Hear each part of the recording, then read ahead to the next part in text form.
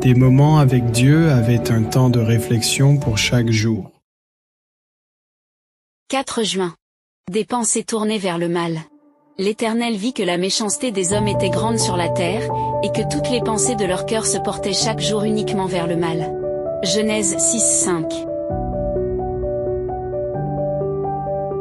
Au XXe siècle est vécu un homme dont l'histoire fait froid pour le dos, Ted Bundy, qui en apparence semblait être une personne normale et bien élevée, charismatique, et même diplômé de l'université. Mais personne n'aurait pu imaginer ce qu'il était au fond de lui.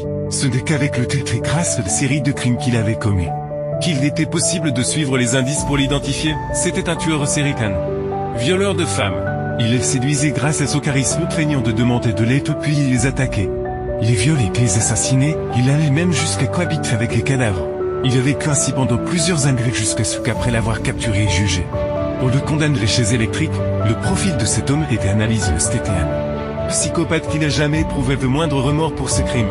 Au contraire, il était fier de ses actes, mais il ne s'est pas lancé du jour au lendemain dans des actes atroces. Il est d'abord caresse des pensées et des idées qu'il ne peut réprimer avec le temps. Ces pensées se sont concrétisées. Les pensées qui se livrent au mal si elles ne sont pas maîtrisées finiront tôt ou tard par se traduire en actes. La Bible dit des gens qui vivaient à l'époque de Noé que leurs pensées ne visaient qu'à faire le mal. De telles pensées ont fait d'eux une génération dépravée si mauvaise que Dieu a dû les anéantir.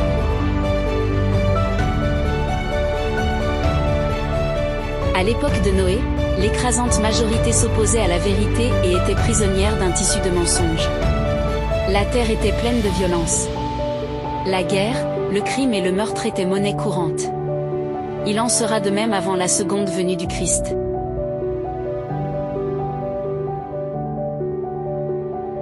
Quelle pensée nourris-tu de ton esprit? As-tu peur de voir les atrocités commises par les méchants? Mais ne te laisses-tu pas accabler par les scènes d'horreur qui défilent sur tes écrans?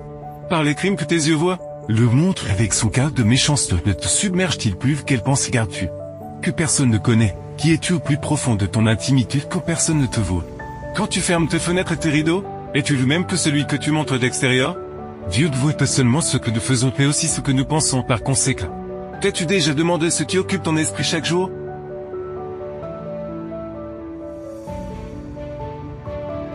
Nous devons garder précieusement nos pensées, car une pensée impure laisse une empreinte profonde dans l'âme.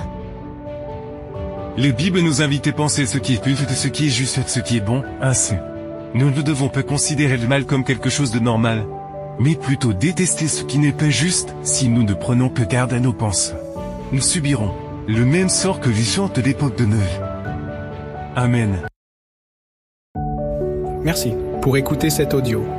Nous vous invitons à partager avec votre. Contactez et visitez le site web biblewell.com